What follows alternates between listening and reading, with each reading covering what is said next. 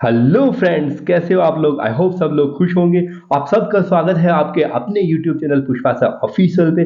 तो भाई इस वीडियो में हम बात करने वाले हैं 150 मोस्ट डिफिकल्ट ईडियम और फ्रेजेस जिनको याद करना बड़ा मुश्किल होता है। इसलिए हम क्या करेंगे भाई, इस लेक्चर में आपको डेली भाई 10 ईडीएम फ्रेज 10 मिनट में पढ़ लेनी है। हार्डली 10 मिनट निकालोगे तो वो सारा कंटेंट आप पढ़ पाओगे जो बड़ा मुश्किल रहता है याद करने के लिए।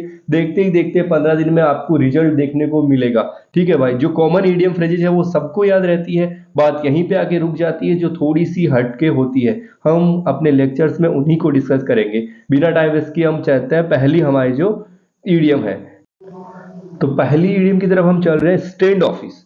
स्टैंड ऑफिस का मतलब होता है, ये आप देख सकते हैं मीनिंग यहाँ पे, distend and cold in manner, unfriendly और उदासीन। यानी जो आदमी एकदम न्यूट्रल बिहेव करता है, वो किसी भी तरफ ना तो ज्यादा एक्साइटमेंट शो कर रहा है, ना ही किसी बात को लेके बहुत ज्यादा ऐसे उत्साहित है। वो बिल्कुल कोल्ड सा बिहेव, ठंडा सा बिहेव रखता है, ज्यादा हलचल नहीं है किसी भी बात को लेके उसके माइंड में। तो हम कह सकते हैं एग्जाम्पल और देखिए कि she prove to be simple shy not stand office. मतलब कई बार ऐसा भी होता है कि स्टैंड ऑफिस आदमी को, ऐसा कोई शाय आदमी है उसको स्टैंड ऑफिस समझ लिया जाता है। इन दोनों में डिफरेंस फील कीजिए। स्टैंड ऑफिस थोड़ा सा रूड प्रवृत्ति का आदमी होगा, लेकिन जो शाय होगा उसको ऐसा होगा कि बोलने से शर्म आ रही है। लेकिन स्टैंड ऑफिस को ऐसा नहीं है कि उसको बोलने से शर्म आ रही है, वो भाई उसकी प्रवृत्ति ही ऐसी है कि वो बोलना ही नहीं चाहता। आप कुछ भी बात कर रहे हो, एक्साइटमेंट वाली बात कर रहे हो, और वो बिल्कुल ठंडे से एक्सप्रेशन दे रहा है, वो उसको कोई खास फर्क ही नहीं पड़ रहा है। तो उस केस में हम कहेंगे कि स्टैंड ऑफिस। ठीक है भाई, उम्मीद है ये बात आपको समझ में आई होगी। अगली इडियम की अब तरफ हम चलेंगे। तो अगली इडियम है हमारे पास डाई इन हार्नेस। डाई इन हार्नेस का क्या मतलब है भाई? मतलब कई बार कुछ ऐसे लोग होते हैं जो कि बहुत ज्यादा वर्कोलिक होते हैं, यानी काम से बहुत ज्यादा मोहब्बत करते हैं। ठीक है भाई, क्या कहेंगे हम, मोहब्बत विथ काम। तो वो कोई भी जैसे उनका प्रोफेशन है, हर वक्त उसी में इंडल्ज रहते हैं। मान लो सॉफ्टवेयर इंजीनियर तो दिन रात कोडिंग करे जा रहा है। कोई यहाँ पे आप देख सकते हैं जैसे प्रोफेसर साहब है, उनको काम से इतना ज्यादा लगाव है कि despite his failing health, the dedicated professor choose to die in harness teaching until the last days. मतलब जो प्रोफेसर साहब है वो कहते हैं चाहे मेरी हेल्थ कैसी भी हो जाए, मैं डाई इन हर्नेस चाहता हूं, यानी मैं काम में ही मर जाना चाहता हूं। जो काम करते करते ही मर जाए, इसका मतलब ये नहीं है कि उसका वर्क जो जहां पे काम कर रहा है उसी वर्क स्पॉट पे डेथ हो रही है। जो डेथ मीनिंग ये है कि वो बहुत ज्यादा वर्कोलिक है और काम करते करते ही मर जाना चाहता है, मतलब बहुत ज्यादा काम से लगाव है। ठीक है भाई, अगले पे चलेंगे हम। हब्सन चॉइस। हब्सन चॉइस का क्या मतलब है देखिए। यार कई बार क्या होता है, आप लाइफ में देखोगे तो इसका मीनिंग आप देख सकते हो, no real choice at all. कोई रियल में आपके सामने चॉइस नहीं है। मतलब ऐसा कैसे हो सकता है, चॉइस होते हुए भी चॉइस नहीं है। जैसे मान लो कि कई बार गर्ल्स कहती है कि मेरे को तो आर्मी की तैयारी करनी है, घर वाले बोल रहे हैं करनी है तो बैंक की तैयारी कर ले, नहीं तो मत कर। अब बताओ, ये जो मत कर वाला वर्ड है, ये कोई चॉइस है क्या?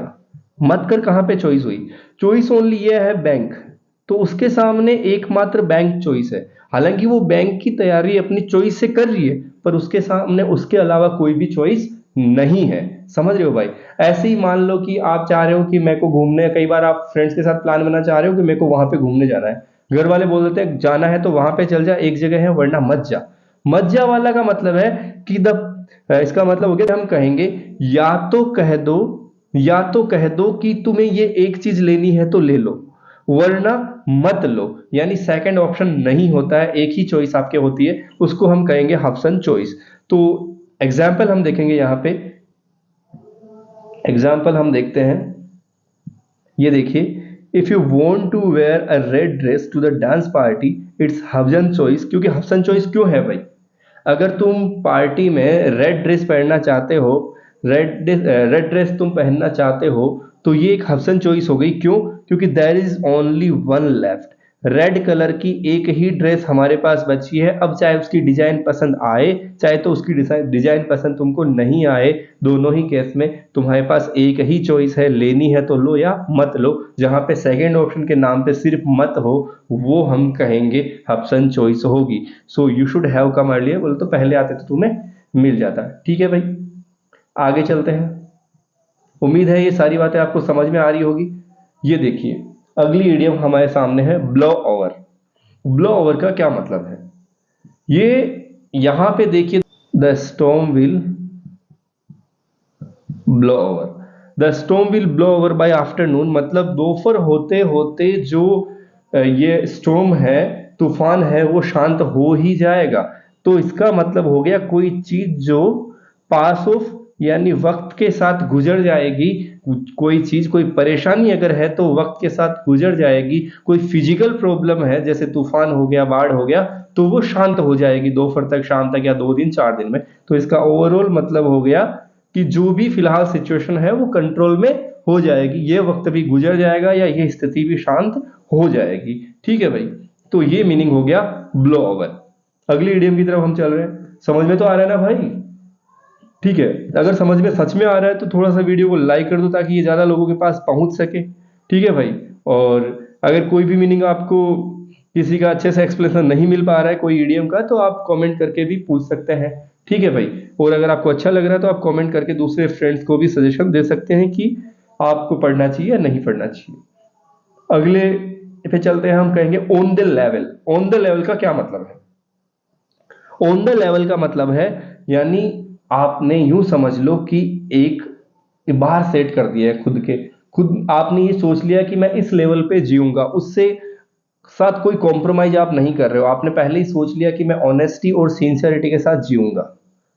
ऑन द लेवल को मैंने ऐसे ही याद किया है, मैंने एक लेवल सेट कर लिया कि मैं ऑनेस्टी रखूंगा, मैं सिंसियरिटी रखूंगा, चाहे कुछ भी हो जाए। तो ऑन द लेवल का मतलब होता है एक ऑनेस्ट और सिंसियर आदमी, बिल्कुल ईमानदार आदमी। ऑन द लेवल यानी एक लेवल है उसका भाई का, वो बिल्कुल ईमानदार है।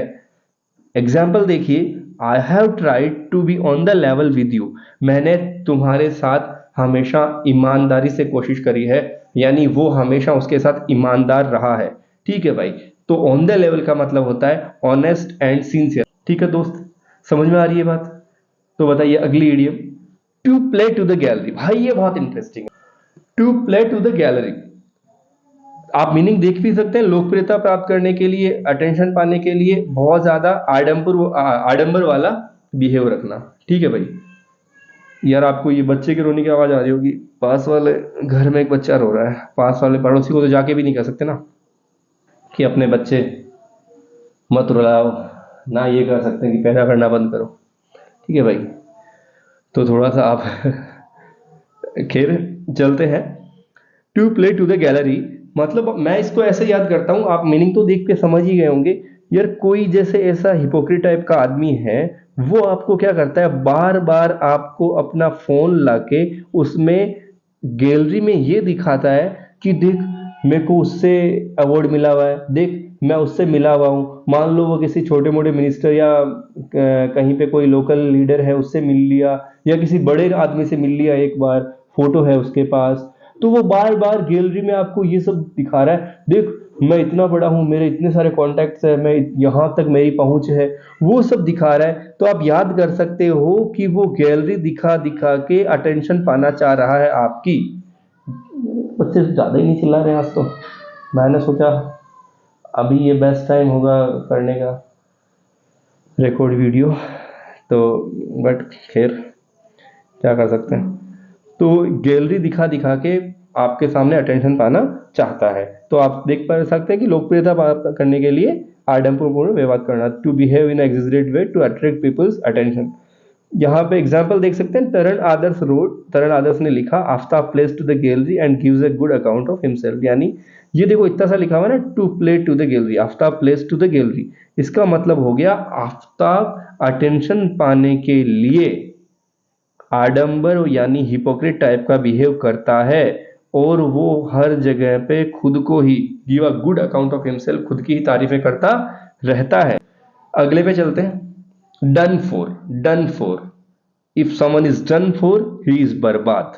सिंपल सी बात याद रखो, if someone is done for, he is, that someone is बर्बाद। अबाउट टू डाई और suffer greatly because of a serious difficulty और डेंजर, बहुत ज्यादा सीरियस डिफिकल्टी और डेंजर हो गया, जिसकी वजह से वो यूं कह सकते हो बर्बाद हो गया, उजड़ गया, खत्म हो गया। अगर कहीं पे आप डन फॉर देख रहे हो, मतलब कहानी खत्म हो चुकी है। We thought we were done for when we smelled smoke and the lights went out. हमने सोचा कि हमारी कहानी खत्म हो गई या यहाँ पे सब कुछ उजड़ गया जब हमने धुआं धुआं स्मेल किया। जब हमें धुआं धुआं की स्मेल आई तो हमें लगा कि या तो आग वाग लग गई है यहाँ पे और सब कुछ उजड़ गया है। तो याद रखिए डन फोर यानी उजड़ गया सब कुछ खत्म हो गया। ठीक है भाई, अगले पे चलते हैं। समझ में आ रहा है भाई, याद हो रहा है कि नहीं हो रहा, चलो मुझे बता दीजिए, याद हो रहा है ना आपको। देखो, to take someone for a ride, ये अभी बड़ी इंटरेस्टिंग है यार। इसको आपने कैसे याद किया बताओ, अगर ये याद नहीं है तो मैं बताता हूं। देखो, मीनिंग क्या है, टू डिसीव और चीट समवन, यानी किसी को धोखा देना।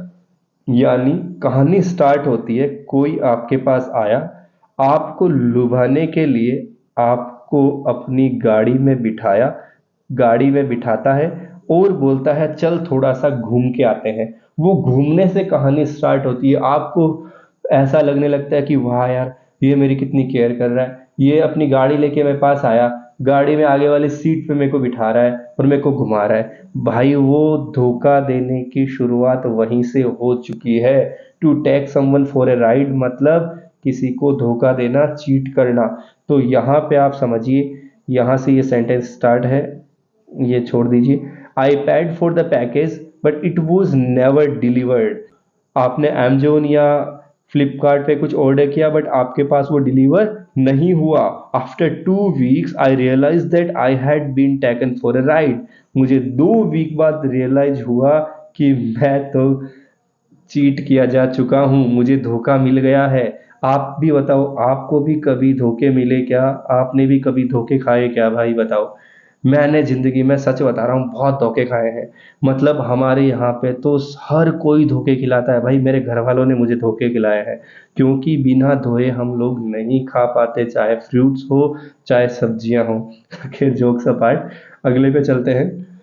To speak one's mind, to speak one's mind, to speak one's mind एक ऐसी आत्मा जो बिल्कुल दिमाग में है वो मुंह पे रख देता है। ये क्या आ गया आत्मा का नाम लेते ही, ये देखिए, एक ऐसी आत्मा जो दिमाग में है वो बोल देता है, जो भी दिमाग में है वो उसके मुंह पे है। यानी to be frank and honest, बिल्कुल ईमानदार है वो, बिल्कुल फ्रैंक है वो, क्योंकि जो उसके माइंड में वो उसकी जुबां पे। समझा कि नहीं समझा मेरा भाई?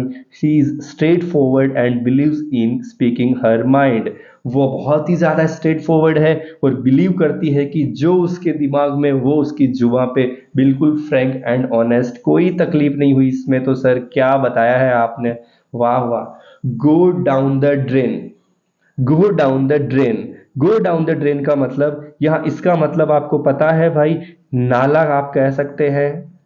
जहां, तो जहां पूरा जो गंदा नाला कह लो या ड्रेनेज सिस्टम जहां अच्छा, जैसे गंगा का ड्रेनेज सिस्टम आप पढ़ते हो तो अच्छा नाला कह लो, नाला होता है, उसके भी अगर अंडर चले गए तो क्या हुआ, वो उसका क्या हुआ। My father's company is now going down the drain, company का क्या हुआ, कंपनी ड्रेन के नीचे चली गई, नाले के नीचे। मतलब कंपनी बर्बाद हो गई, because of implement new incompetent new CEO. Incompetent जो न्यू सीईओ है वो कार्यकुशल आदमी नहीं है, अच्छे से काम नहीं कर पाता है, उसकी वजह से मेरी कंपनी नाले के नीचे बोले तो बर्बाद हो गई।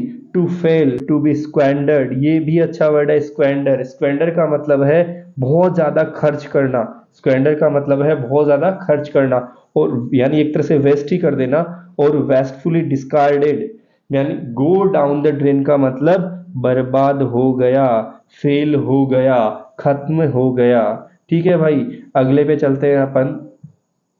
अगला कुछ भी नहीं है। तो इस लेक्चर में ये 10 ईडियम थी। अगर आपने इसको शिद्दत से देखा है तो मेरे को पूरी उम्मीद है कोई भी ईडियम ऐसी नहीं है जो कि अब आप देखने के बाद भूल जाओगे।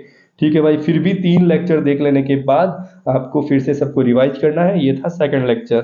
अगर वीडियो अच्छा लगा है तो मेरे दोस्त, मेरे भाई, मेरे यार, आपको इसको लाइक कर देना है, सबके साथ शेयर करो ताकि ज़्यादा लोगों को फ़ायदा मिले। चैनल पे पहली बार हो तो सब्सक्राइब करो। पुष्पा सर ऑफिशियल से अब लेते हैं हम अलविदा। Bye bye, take care. हमेशा की तरह खुश रहें, खूबसूरत रहें। मिलते हैं अगले वीडियो में, तब तक के लिए धन्यवाद।